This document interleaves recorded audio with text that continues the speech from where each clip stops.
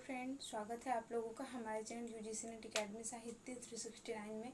तो आज का जो हमारा टॉपिक है मानस के हंस उपन्यास को करेंगे। और इसके पहले मैं बता देना चाहती हूँ फ्रेंड्स कि और परीक्षा गुरु, देवरानी जेठानी की कहानी, शेखर एक जीवनी, वान भट्ट की आत्मकथा, मैंने और सारे उपन्यास करवाए हैं। और आपका बंटी भी मैंने करवा दिया और आप लोगों ने पसंद भी किया, उसके लिए थैंक यू सो मच। और अभी का जो हमारा टॉपिक है ये है मानस का हंस। और आप लोगों को पता होगा कि आप लोग सब कोई वाकिफ़ है मानस के हंस से। ये तुलसीदास के जीवन पर है। और इसके उपन्यासकार की बात करेंगे तो इसके उपन्यासकार जो है अमृतलाल नागर जी हैं। 1972 ईस्वी में इसका प्रकाशन हुआ है। और अगर हम मानस का अर्थ यहाँ पे देखें तो होता है मन के भाव, और हंस का अर्थ को देखें तो इसमें होती है, हंस का अर्थ होता है यहाँ पे आत्मा। ठीक है, तो यहाँ पे मैंने कुछ इस हेडिंग को बताने का कोशिश किया है।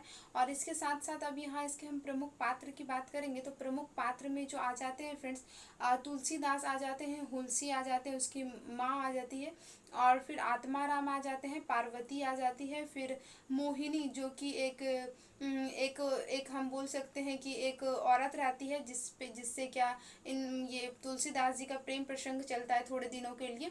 और फिर उन रत्नावली उनकी वाइफ आ जाती है।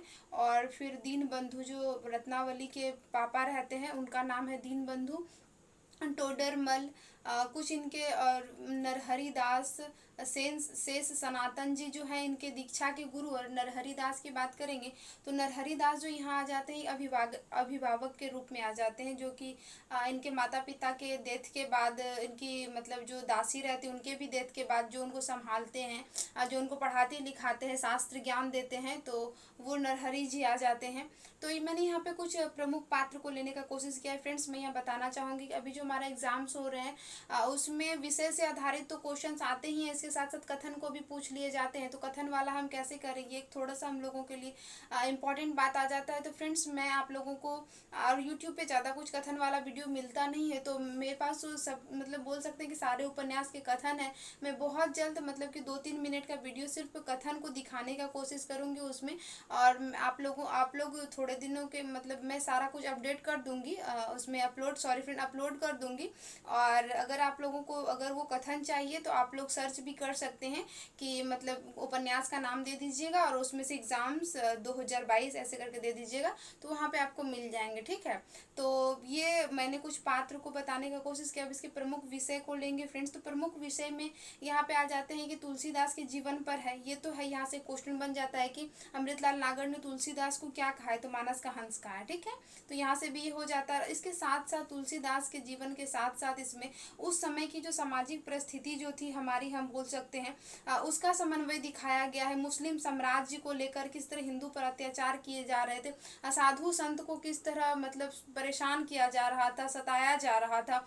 और इसमें इस चीज़ को भी दिखाया गया है कि किस तरह देव मंदिरों को तोड़ी जा रही थी। उस वक्त वहाँ पे मस्जिद बनवाया जा रहा था, जबकि उस वक्त अकबर का शासन था। ठीक है, तो यहाँ पे उन सब चीज़ों का मतलब उस समय की जो सामाजिक परिस्थिति थी उनका भी यहाँ पे चित्रण किया गया है। और हम बोल सकते हैं कि सिर्फ तुलसीदास के जीवन को ही नहीं बल्कि समस्त परिस्थितियों को लिया गया है इसमें। ठीक है, जैसे कि राजघरानों का भी वर्णन है। राजघराना में जो मतलब स्त्री जो होती है वो एक सामान के रूप में पेश की जाती है, उसको खरीदा बेचा जाता है। तो कुछ इस टाइप से भी हम बोल सकते हैं कि यहाँ पे आ जाते हैं। ये हमारे कुछ विषय में आ जाएंगे। और इसमें हम कुछ इंपॉर्टेंट बात करने जिसमें नागर जी खुद कहते हैं कि मैंने इस उपन्यास को लिखने का कब फैसला किया, जब वो मुंबई में अपने फ्रेंड के घर जाते हैं। तो वहाँ पे वो अपने फ्रेंड से बात करते हैं जो कि फिल्म निर्देशक रहते हैं, और उनसे बात करते हुए अचानक उनको ये संकल्प आता है कि उनको ये उपन्यास लिखना है। तो ऐसे ही वो मतलब तभी संकल्प आता है और उसके बाद उन्होंने लिखने के बारे में सोचता है। उसके पहले वो लिखने के बारे में नहीं सोचते हैं, ऐसा हो सकता है क्योंकि इसके बारे में खुद नागर जी एक्सेप्ट करते हैं, खुद वो कहते हैं इसमें। ठीक है, तो यहाँ पे उन्होंने ऐसे बताया हुआ है। और इसके साथ साथ नागर जी कहते हैं कि गोसाई जी के बारे में कुछ मूल प्रमाण तो कुछ मिलता नहीं है, लेकिन मैंने उन्हीं किंवदंतियों को भी, यहाँ पे किंवदंती का अर्थ यहाँ पे होता है फ्रेंड्स कि कहा कही गई बात, बोलता है ना किसी के बारे में कुछ ये बन जाना पहले से कि ऐसा है वैसा है। तो मैंने उन्हीं किंवदंतियों को यहाँ पर लिया है जिसमें कि सहज मानव उसको स्वीकार कर सके। ठीक है, तो यहाँ पे ये लेखक जी कहते हैं।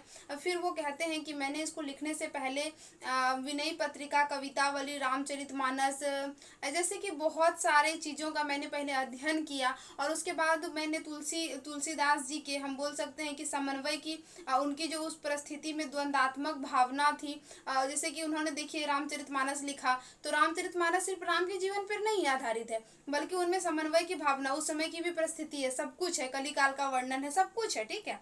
तो उस चीज़ों को लेकर हनुमान बाहुक जो लिखा बाहुपीड़ा से मुक्ति के लिए, तो उसके बारे में, तो यानी कि यहाँ पे जो नागर जी स्पष्ट करना चाह रहे थे कि मैंने इन सारे चीज़ों का पहले अध्ययन किया है और उसके बाद तब मैंने ये लिखने का कोशिश किया, और उन्हीं कथन, उन्हीं किंवदंतियों, यानी कि उन्हीं कही गई बातों को भी लिया है जिससे कि सहज मानव स्वीकार कर सके। तो यहाँ पे हम बोल सकते हैं कि कुछ इन्होंने पहले ही नागर जी ने बताया। और उसके साथ साथ हम यहाँ पे बात करेंगे फ्रेंड्स, तो वो ये भी कहते हैं कि मैंने इस उपन्यास में एक जगह पे नवयुवक तुलसीदास और मोहिनी, यानी कि एक वैश्या रहती है, उनके प्रेम को दिखाया गया है। तो कहीं कहीं जो तुलसी भक्त हैं उनको ये चीज़ें मतलब बोल सकते हैं ना कि चिढ़ाएगी, लेकिन मेरा ये ऐसा कुछ भाव नहीं है, बल्कि हम यहाँ बोल सकते हैं कि नागर जी ने उनकी अच्छाइयों के साथ साथ जो उनकी बुराइयाँ भी थी, ठीक है, उसकी जो कमियां भी थी, बुराइयां तो नहीं, उनकी कमियां बोल सकते हैं, उनको भी उन्होंने यहाँ पे स्पष्ट रूप से दिखाने का कोशिश किया है, ठीक है। तो यहाँ पे हम बोल सकते हैं कि कुछ इस तरह से उन्होंने लिखा, इन्होंने लिखने के बारे में कहा। अब तुलसीदास के जीवन को लेकर देख लेते हैं, क्योंकि ये तो पूरा उपन्यास तुलसीदास के जीवन पे ही है, और इसके साथ साथ क्या क्या घटनाएं चली थी राज परिवारों में, राज घरानों में, कैसा कैसा का सिचुएशन था, मैंने यहाँ पे ये बताने का कोशिश किया। और तुलसीदास के जीवन के बारे में आप लोगों ने भी बहुत बहुत कुछ पढ़ा होगा कि उनका शादी कैसे होता है, वो क्या क्या करते हैं, इसीलिए मैंने उन चीज़ों को यहाँ पे ज़्यादा जोर देने की कोशिश की है जो लेखक द्वारा कहे गए हैं। और हम इसमें बात करेंगे तो इसके साथ साथ इस उपन्यास में जो था उस वक्त जो अयोध्या के मंदिर को तोड़े जा रहे थे और फिर वहाँ पे मस्जिद बनवाने की भी बात की जा रही थी, उसमें ये भी दिखाया गया है।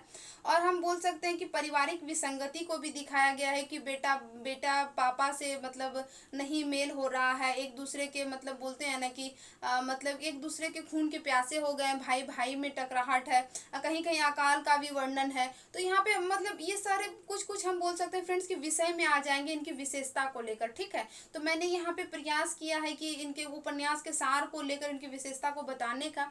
तो अगर हम अब इसके हम उपन्यास को देखें तो यहाँ पे तुलसीदास का जन्म होता है, उनकी माता का तभी डेथ हो जाता है। जब माता का उनका डेथ हो जाता है तो उनके पापा जो रहते हैं वो ज्योतिषी रहते हैं, वो बोलते हैं कि मतलब इनका जो अच्छे नक्षत्र में जन्म नहीं हुआ जिसके कारण से मतलब ये हुआ है, तो वो उनको मतलब क्या करते हैं, त्याग देते हैं। तो उनकी जो एक पार्वती जो रहती है, दाई रहती है, वो उनको पालती है। और ऐसा ही नहीं होता है सिर्फ वो पालती है 5-6 वर्ष तक, ठीक है, 5 या 6 वर्ष तक, स्पष्ट रूप से तो नहीं दिया गया है। तो उसके बाद उसकी वो पार्वती जो रहती है उनका भी डेथ हो जाता है। और उसके बाद उनके जो दोस्त लोग रहते हैं, तो दोस्त लोग जो रहते हैं वो बोलते हैं ना कि कोई प्रॉब्लम के कारण, या फिर हम बोल सकते हैं कि कुछ जलन से उनकी कुटिया में आग लगा दे, उनकी कुटिया में वो आग लगा देते हैं फ्रेंड्स। तो वो मतलब कि बहुत ही मतलब भटकने लगते हैं, कहाँ जाए नहीं जाए पता नहीं। तभी उनका हम बोल सकते हैं कि नरहरि बाबा से उनकी मुलाकात होती है, वहाँ वो उनको गुरु के रूप में एक्सेप्ट करते हैं। फिर वहाँ पे वो उनको वहाँ पढ़ते हैं, अध्ययन करते हैं, बहुत सारे शास्त्रों का अध्ययन करते हैं और वहीं पे लिखना पढ़ना भी वो